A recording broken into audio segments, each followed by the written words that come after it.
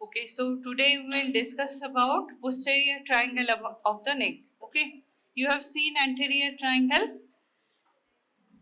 So first we will discuss the boundaries, its subdivision, contents and its applied aspects. So we are dividing the neck into two triangles, anterior and posterior triangle. And this neck region extends from lower border of the mandible up to the upper suprasternal notch in the midline and upper border of the clavicle on the two sides. So the whole portion is the neck. See here, this is sternocleidomastoid muscle, this is trapezius, okay? This is inferior belly of omohyoid.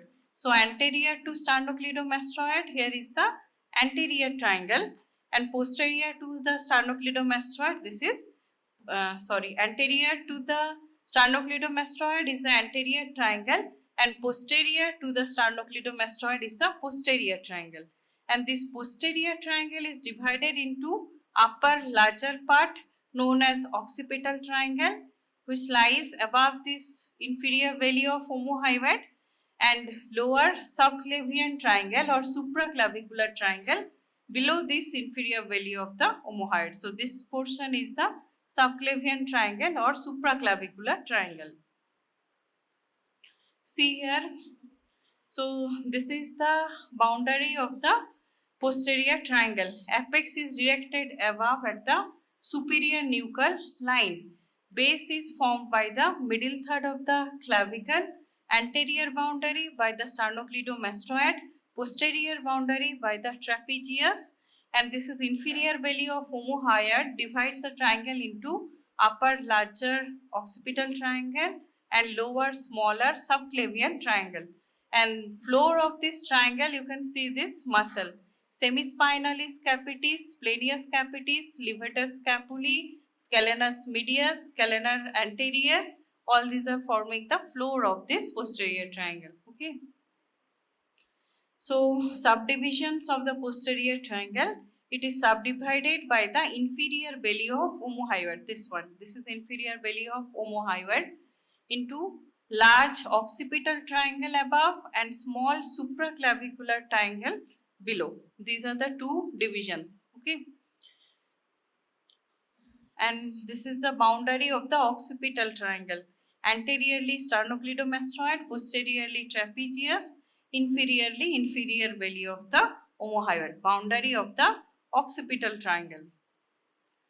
Boundary of the supraclavicular triangle is anteriorly sternocleidomastoid, posteriorly by the inferior belly of omohyoid, and inferiorly by the middle third of the clavicle. Okay, so these are the three boundaries: anterior, posterior, and inferior boundary of the supraclavicular triangle. Okay. So whole of the triangle boundary anteriorly by posterior border of the sternocleidomastoid, posterior boundary by anterior border of the trapezius, base by the middle third of the clavicle, apex is formed at the superior nuchal line of the occipital bone between the attachments of the trapezius and sternocleidomastoid. Here is the apex. And see, this structures are forming the roof of the triangle. See, this is platysma muscle, flat muscle of the neck, and this is investing layer of deep cervical fossa. These structures are lying on the roof of the posterior triangle, okay, forming the roof. And this roof is pierced by these branches of the cervical plexus, okay. The four branches are there. Lesser occipital nerve, see this is lesser occipital nerve which is extending along the posterior margin of the sternocleidomastoid and towards the occipital region. Okay. Next is great auricular nerve. Great auricular nerve going to the auricle, posterior aspect of the auricle. Next is transverse cervical nerve. It is crossing the sternocleidomastoid transversely and entering into the anterior triangle. And fourth one is the supraclavicular nerve. So this one is the supraclavicular nerve. Root value is C3, C4. And this supraclavicular nerve is divided into three branches. Okay. medial, lateral and intermediate. These are the three branches of the supraclavicular nerve. And these are the muscles forming the floor of the posterior triangle.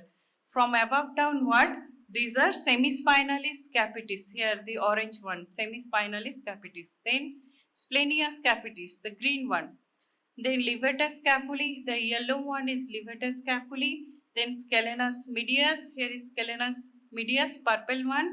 And the blue one is the scalenus anterior. Okay, this may be undercover, sometimes it is not visible. And over this scalenus anterior lies the phrenic nerve. Okay, that's how you identify the phrenic nerve. Next, we are going to the contents. Contents are the first is the arteries. Arteries are third part of the subclavian artery. Here, this is the third part of the subclavian artery. Superficial cervical and suprascapular. These are branches of thyrocervical trunk. See this one, superficial cervical and suprascapular. This one is suprascapular. So these two are extending horizontally. These two are contents of this triangle. And these two branches are branched from the thyrocervical trunk, which is a branch of first part of the subclavian artery. Next is occipital artery near the apex of the triangle. Here lies the occipital artery, which is a branch of external carotid artery. Okay, and after the removal of skin in the superficial fossa, you will get the external jugular vein. Okay. So veins are the first vein, you will get the external jugular vein. See here, this one is external jugular vein. Its formation and terminations are important. So external jugular, see this here, this is external jugular vein, and see it is formed by joining of the posterior auricular and occipital vein. Okay, and it is going to be drained into the subclavian vein. And these are the tributaries of the external jugular vein: anterior jugular vein, suprascapular vein, transverse cervical vein. All these are tributaries of this external jugular vein. Okay.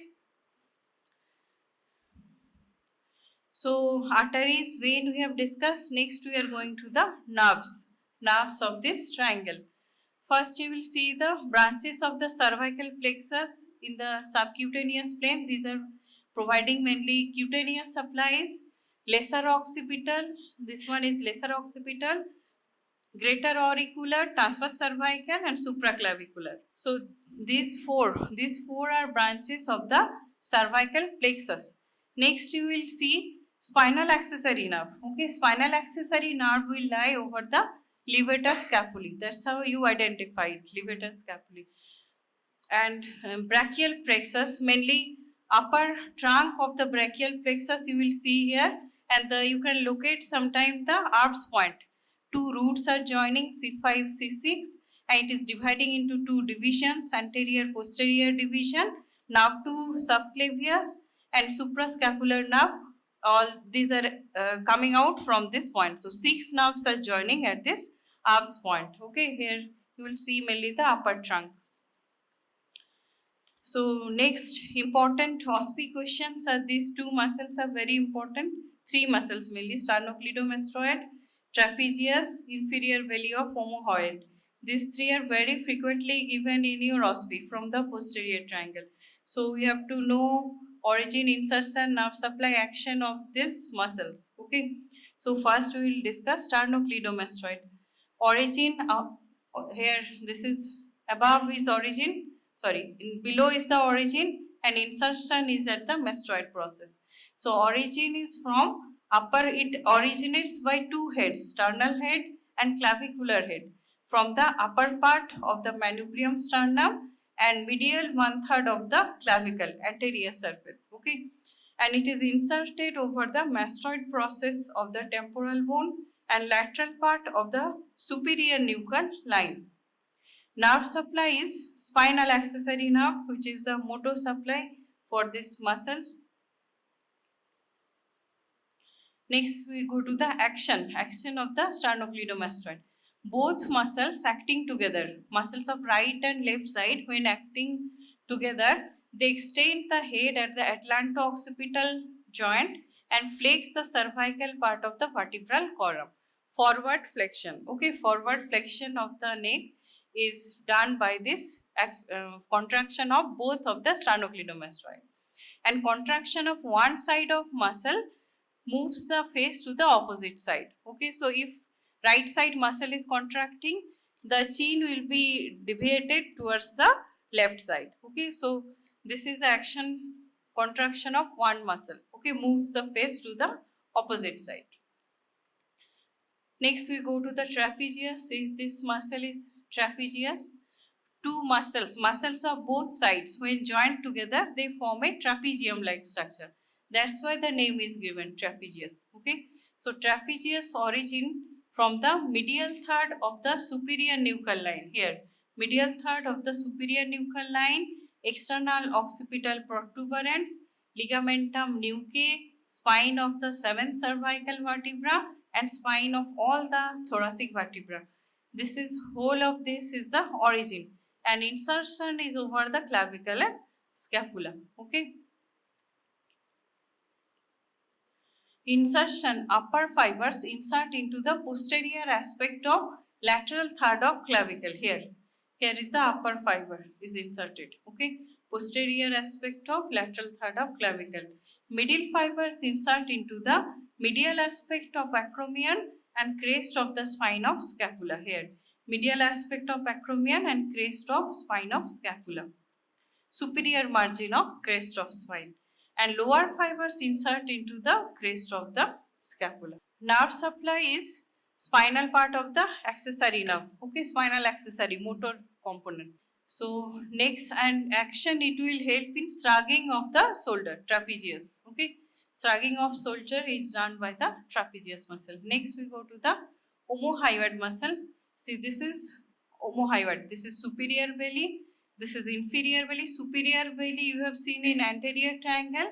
Inferior belly you will see in the posterior triangle. And here is the intermediate tendon. So two bellies, superior and inferior, joined by intermediate tendon. Attachments, the superior belly is attached to the inferior border of the hyoid bone. Here, inferior border of hyoid bone. Inferior belly to the superior border of scapula and suprascapular ligament. Here, superior border of the scapula and suprascapular ligament. And the intermediate tendon, here intermediate tendon lies deep to the sternocleidomastoid. Here you can see intermediate tendon lies deep to the sternocleidomastoid. Okay, and this side sternocleidomastoid have been removed. And nerve supply comes from ansa cervicalis. Okay. Root values are C1, C2, C3 from descendants hypoglossae and descendant cervicalis, loop of the ansa. And its action is, it depresses the hyoid bone. Okay, that is action of the omohyoid. See here, this is sternocleidomastoid, anterior to it, the green portion is anterior triangle, the blue one is the posterior triangle. So we are summarizing the boundary. Anteromedially, posterior border of sternocleidomastoid, posterolaterally, anterior border of the trapezius, base by middle third of clavicle, apex is meeting point of sternocleidomastoid and trapezius at superior nuchal line. Roof is formed by the skin, superficial fossa with platysma, an investing layer of deep cervical fossa. And structure piercing the roof are the external jugular vein, supraclavicular nerves. See, these are the supraclavicular nerves, small cutaneous arteries, and lymph vessels. And floor is formed from above downward. First one is semispinalis capitis, then splenius capitis, levator scapulae, scalenus medius, scalenus anterior, and sometimes part of scalenus posterior is visible. And divisions, inferior belly of omohyoid divides it into two parts, upper large occipital triangle, lower small subclavian or supraclavicular triangle.